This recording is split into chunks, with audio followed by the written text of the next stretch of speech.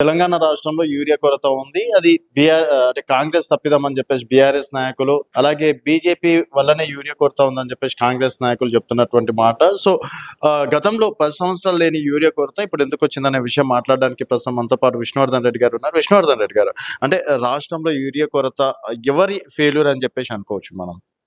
ఇది 2 ప్రభుత్వాల ఫెయిల్యూర్. అటు కేంద్ర ప్రభుత్వం, ఇటు రాష్ట్ర ప్రభుత్వం. కేంద్ర ప్రభుత్వం స్టాక్ పెట్టలేదని చెప్పి రాష్ట్ర ప్రభుత్వం వాళ్ళ మీద నిందలేయడం. అసలు రాష్ట్ర ప్రభుత్వం కావాల్సింది ఎంత, వాళ్ళకి రైతాంగానికి ఎంత అవసరం ఉన్నది అని చెప్పి కరెక్ట్గా అంచనాలు వేసుకోకపోవడం, ముందస్తుగా కేంద్ర ప్రభుత్వానికి సమాచారం ఇవ్వకపోవడం, ఆ యూరియాని తీసుకొచ్చి బఫర్ స్టాక్లో పెట్టుకోకపోవడం కూడా రాష్ట్ర ప్రభుత్వ వైఫల్యమే. కేవలం అంటే వీరికి ఉన్నటువంటి రేవంత్ రెడ్డి ప్రభుత్వానికి ఉన్నటువంటి మిస్డ్ గవర్నెన్స్, అంటే ప్రయారిటీస్ లేవు. ఎప్పుడు కూడా రైతాంగానికి సంబంధించి సమీక్ష జరిగింది లేదు. యూరియాకి సంబంధించి మేమైతే ఎప్పుడు కూడా రేవంత్ రెడ్డి ప్రభుత్వంలో సమీక్ష జరిగినట్టు చూడలేదు గత 2 సంవత్సరాలలో. 10 సంవత్సరాలలో లేని సమస్య ఈ రోజు కొత్తగా ఉత్పన్నమైందంటేనే ప్రజలు ఆలోచించాలి. తెలంగాణ ఏర్పడినట్టు కేవలం 64 లక్షల మెట్రిక్ టన్నులు ఉన్నటువంటి వరిధాన్యం ఉత్పత్తి కేసీఆర్ గారు దిగిపోయే నాటికి అది 3.5 కోట్ల మెట్రిక్ టన్నులకు పెరిగింది. అట్లనే మీరు చూస్తే సాగు విస్తీర్ణం కూడా పెద్ద ఎత్తున దాదాపు 300% పెరిగింది తెలంగాణలో. అదేవిధంగా యూరియా కూడా అవసరాలు కూడా 7 లక్షల మెట్రిక్ టన్నుల నుంచి దాదాపు 30 లక్షల మెట్రిక్ టన్నులకు పెరిగింది. ఇంత పెరిగినా కానీ ఏనాడు కూడా రైతుకు ఇబ్బంది కాలేదు. యూరియా కొరకు కిలోమీటర్ల తడబడి లైన్లో నిలబడి పొద్దున 4 గంటలకు వచ్చి చెప్పులు పెట్టి అలిసి సొలిసిపోయి కింద పడిపోయి రైతులు, మహిళా రైతులైతే అధికారుల కాళ్ళు మొక్కి అయ్యా మాకు ఒక యూరియా ఇవ్వండి అనే పరిస్థితి, దౌర్భాగ్య పరిస్థితి తీసుకొచ్చిందంటే కాంగ్రెస్ ప్రభుత్వం. కేసీఆర్ గారు ఆనాడే చెప్పారు, వారు అసెంబ్లీలో చెప్పిన కాంగ్రెస్ ప్రభుత్వం ఒకవేళ అధికారంలోకి వస్తే మళ్ళీ ఆనాటి రోజులు తెస్తామంటారు. 100% ఆనాటి రోజులు తెస్తారు.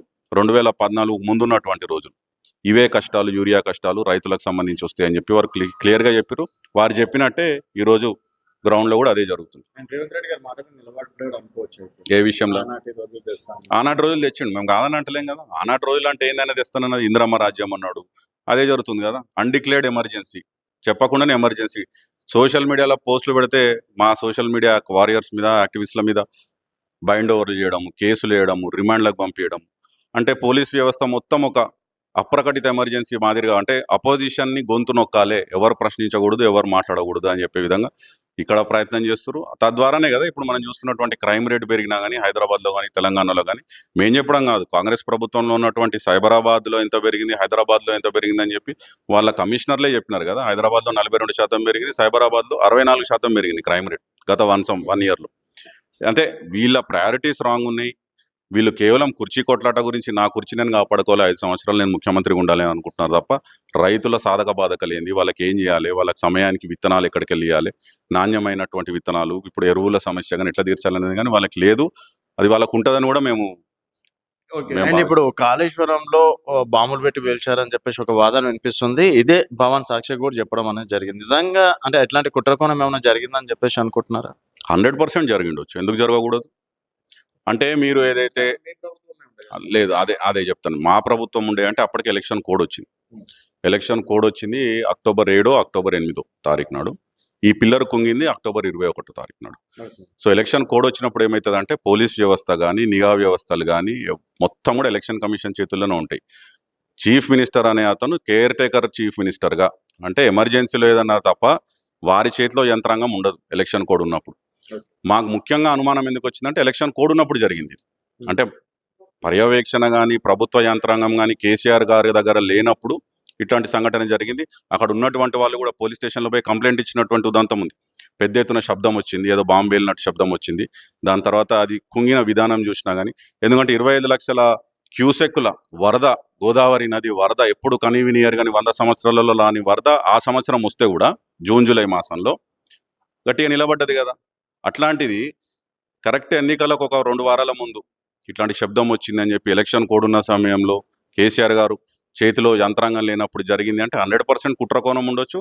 దాంట్లో అన్ని రకాలుగా 360 డిగ్రీస్లో దాన్ని ఇన్వెస్టిగేట్ చేయాల్సిందే. ఎవరు కారకులైనా బయటికి ప్రజాక్షేత్రంలో వాళ్ళు నిలబెట్టాలి, ఎండగట్టాలి. మీరు చేసినటువంటి అవినీతిని కప్పిపుచ్చుకోవడానికి ఇది ఒక కొత్త డ్రామాను తెరలేపుతున్నారా మీరు? ఎవరు తెరలేపుతున్నారండి? అవినీతి చేసడం అంటే మీదే కదా ప్రభుత్వం, మీదే యంత్రాంగం, మీరే కమిషన్లు పెడుతున్నారు, మీరే ఇన్వెస్టిగేషన్ చేస్తున్నారు. 100% ఒక లా అబైడింగ్ సిటిజన్గా, చట్టాన్ని గౌరవించే వ్యక్తులుగా కేసీఆర్ గారు వచ్చిర్రు మీ కమిషన్ ముందు. వారు వివరణ ఇచ్చిర్రు. హరీష్ రావు గారు పిలిస్తే వారు వచ్చిర్రు. ఫార్ములాకి సంబంధించి కేటీఆర్ గారిని పిలుస్తూ వచ్చిర్రు. మీరు ఎప్పుడు పిలిస్తే అప్పుడు వస్తున్నాం. మీ దగ్గర ఆధారాలు ఏమున్నాయి, మీరు కనుక్కున్నది ఏంది, మీరు తొవ్వి తీసింది ఏంది, ప్రజాక్షేత్రంలో పెట్టండి, బయట పెట్టండి, కోర్టులలో పెట్టండి. ఒకవేళ తప్పు ఉంటే అందులో ప్రజాక్షేత్రంలో ఏం శిక్షలు రావాలో అది మేము తప్పించుకునే ప్రయత్నం లేదు కదా. ఓపెన్గా ఉన్నారు, కోఆపరేట్ చేస్తున్నారు. 100% we'll cooperate with the law. కానీ ఫెయిల్ అయ్యేది వాళ్ళు. కేవలం వాళ్ళు ఇచ్చిన 6 గ్యారంటీలు, 420 హామీల మీద ప్రజల దృష్టి పోకుండా దారి మళ్లించి, దృష్టి మళ్లించి ప్రయత్నం చేసేదే ఈ కమిషన్లు, ఈ కేసులు ఇవన్నీ. కానీ ఇవి ఎక్కువ రోజులు నిలబడవి. అంటే మళ్ళీ మీరు రీపిటిషన్ కూడా వేయడం అనేది జరిగింది కదా, కేసీఆర్ గారు కావచ్చు, హరీష్ రావు గారు కావచ్చు. అంటే ఒక రకంగా భయపడే వేశారని చెప్పేసి అనుకోవచ్చు. భయపడి కాదు అది. అంటే రాజ్యాంగంలో చట్టంగా మనకు ఉన్నటువంటి హక్కును వినియోగించుకోవడం. ఎందుకంటే గతంలో కూడా కమిషన్ ఆఫ్ ఎంక్వైరీస్ యాక్ట్ 1952 ప్రకారం సెక్షన్ 8B కింద ఒక కమిషన్ రిపోర్ట్ ఇస్తుంది అంటే దాంట్లో ఫలానా వ్యక్తి కారకుడు అని చెప్పే ముందు వారిని పిలిచి వివరణ అడగాలి ఎంక్వైరీ జరిగినాక. అది ఉల్లంఘన జరిగింది. కమిషన్ ఆఫ్ ఎంక్వైరీస్ యాక్ట్ 1952లో సెక్షన్ 8B ఉల్లంఘన జరిగింది. ఆ ఉల్లంఘన జరిగిందనే కదా కొట్టుకుపోయింది. మీరు చట్టబద్ధంగా నాకున్నటువంటి హక్కులు మీరు సేఫ్ గార్డ్ చేస్తూ మీ విచారణ మీరు చేయండి. వాటిని ఉల్లంఘించి నా ఇష్టం ఉన్నట్టు నేను ఏకపక్షంగా చేస్తా, కాంగ్రెస్ పార్టీ నుంచి వచ్చిన స్క్రిప్ట్ ప్రకారం మేము మీడియాకి లీకులు ఇస్తాము, కేవలం బదనాం చేస్తామంటే మాత్రం నడవదు. 100% ప్రజాస్వామ్యంలో, ప్రజాక్షేత్రంలో న్యాయస్థానాలే కదా ఫైనల్గా పోవాల్సింది. అదే జరుగుతుంది. అంటే ఇప్పుడు తెలుగు వ్యక్తిని సపోర్ట్ చేయండి బీఆర్ఎస్ పార్టీ నేతలు అని చెప్పేసి కూడా రిక్వెస్ట్ చేయడం అనేది జరుగుతుంది రేవంత్ రెడ్డి గారు. సో ఏం అంటారు, అంటే సపోర్ట్ చేస్తారు? ఇప్పుడు వారు మొన్నటి వరకు ఒక అజెండా ఎత్తుకుంది, బీసీలకు 42% రిజర్వేషన్ అని. మేము ఒకటే చెప్తున్నాము, మీకు చిత్తశుద్ధి ఉంటే కాళ్ళకు బొంగరాలు కట్టుకొని ఢిల్లీకి పోయి అక్కడ ధర్నా డ్రామా అని చెప్పి 3 రోజులు అక్కడ కూర్చొని తిష్టేసి పెద్ద పెద్ద మాటలు మాట్లాడొచ్చారు. మరి మీరు ఎవరినైతే నామినేషన్కి ఎంపిక చేసుకోరు, మరి ఒక బీసీ నాయకునే చేయొచ్చు కదా, కంచా ఎలయగానే చేయొచ్చు కదా అని చెప్పి కేటీఆర్ గారు కూడా మాట్లాడినారు. అక్కడనే మీకు చిత్తశుద్ధి అర్థమైపోతుంది కదా. మీరు మాట్లాడే మాటలకు, మీరు చేసే చేతులకు క్రిస్టల్ క్లియర్గా మీతోని కాదు. ఈ రోజు ఏమంటున్నారు, రాహుల్ గాంధీ ప్రధానమంత్రి అయినాక మేము బీసీలకు రిజర్వేషన్. మీతోని అది కాదు, మీ చేతిలో లేనిది. మేము ఒకటే చెప్పినాం ముందు మీరు ఇచ్చిన ప్రామిస్లు, మీ చేతిలో ఉన్నటువంటి బీసీలకు అయితే 1,00,000 కోట్ల బడ్జెట్లు అన్నారో 2 బడ్జెట్లు పెట్టారు, 40,000 కోట్లు పెట్టలేదు. ప్రభుత్వ కాంట్రాక్ట్లలో 42% రిజర్వేషన్ కల్పిస్తామన్నారు, కల్పించలేదు. బీసీ సప్లాన్ తీసుకొస్తామన్నారు, తీసుకురాలేదు. ప్రతి బీసీ యువకునికి 10 లక్షల వడ్డీ లేని రుణం ఇస్తామన్నారు, ఇయ్యలేదు. బీసీ వెల్ఫేర్ హాస్టల్స్ కానీ, లేకపోతే ప్రతి జిల్లాకు ఒక 50 లక్షలతోని ఒక బీసీ వెల్ఫేర్ కమ్యూనిటీ బిల్డింగ్ కడతామన్నారు, కట్టిరా ఎక్కడన్నా ప్రారంభమైనా కాలేదు. మీ ప్రభుత్వంలో మీ చేతిలో ఉన్నటువంటి బడ్జెట్ నుంచే మీరు ఇచ్చిన హామీలు, కామారెడ్డిలో బీసీలకు ఇచ్చినటువంటి హామీలు మీరు ఇంప్లిమెంట్ చేస్తలేరు. ఇంకా మీ చేతిలో లేనిది రాహుల్ గాంధీ ఆయనక ప్రధానమంత్రి చేస్తామనే దానికి మీరు తిరిగి ఈడంతా డ్రామా చేసింది. ఈరోజు తేటతెల్లం అయిపోయింది కదా అంత డ్రామా అని చెప్పి. ఇప్పుడున్నటువంటి పరిస్థితుల్లో కూడా మా నాయకుడు కేటీఆర్ గారు మొన్న క్లియర్గా చెప్పినారు, తెలంగాణలో ఈ రోజు బర్నింగ్ ఇష్యూ యూరియా సమస్య. యూరియా సమస్య ఎవరు తీరుస్తే వారి పక్షాన మేము పార్వవి ఆలోచిస్తాము. ఇంకా మాకు ఎవరు అప్రోచ్ కాలేదు, అటు ఎన్డీఏ బ్లాక్ కానీ, ఇటు ఇండియా బ్లాక్ కానీ ఎవరు కూడా మమ్మల్ని అప్రోచ్ మా మద్దతు కోరలేదు. వాళ్ళు మద్దతు కోరినప్పుడు ఈ సమస్య మీద ఎవరు సీరియస్గా ఉన్నారు, ఎవరు తీరుస్తారు, దాని పట్ల మేము నిర్ణయం తీసుకొని బీజేపీ యూరియా ఇచ్చినాం మేము గతంలో కన్నా ఈసారి ఇంకెక్కువనే ఇచ్చినామని చెప్పేసి రామచంద్రరావు గారు కూడా చెప్పడం అనేది జరిగింది కదా చీఫ్. అయితే నేను అదే చెప్తున్నాను, వాళ్ళు ఇచ్చినామంటున్నారు, వీళ్ళు ఇయ్యలేదు అంటున్నారు. గతంలో కూడా కేసీఆర్ గారు ముఖ్యమంత్రిగా ఉన్నప్పుడు ఎప్పుడు కూడా ఇట్లాంటి దౌర్భాగ్య పరిస్థితి రాలేదు కదా. అప్పుడు కూడా ఇదే బీజేపీ ప్రభుత్వం కదా. మరి అప్పుడు సాఫీగా సప్లై చైన్ ఏదైతే క్లియర్గా, అంటే అవసరానికి తగ్గట్టు యూరియా ఎట్లా సప్లై అయింది, ఈ రోజు అవుతలేదు. అంటే మీకు ఎక్కడో రాష్ట్ర ప్రభుత్వానికి, కేంద్ర ప్రభుత్వానికి మధ్య ఒక కోఆర్డినేషన్ ఫెయిల్ అయింది. 100% చేస్తుండొచ్చు కాంగ్రెస్ నాయకులు. ఎందుకంటే మొన్నటి వరకు మా నాయకులు క్లియర్గా చెప్పారు కదా, సివిల్ సప్లైస్కు సంబంధించి కూడా పెద్ద ఎత్తున దాదాపు 1000 కోట్ల స్కామ్ జరుగుతుంది సివిల్ సప్లైస్లో అని చెప్పినారు కదా. కాంగ్రెస్ అంటేనే కాంగ్రెస్ అంటేనే కాంగ్రెస్. దేశంలో వాళ్ళు దోచుకొని నాకు తెలిసి పంచభూతాలని కూడా విడవలేదు వాళ్ళు.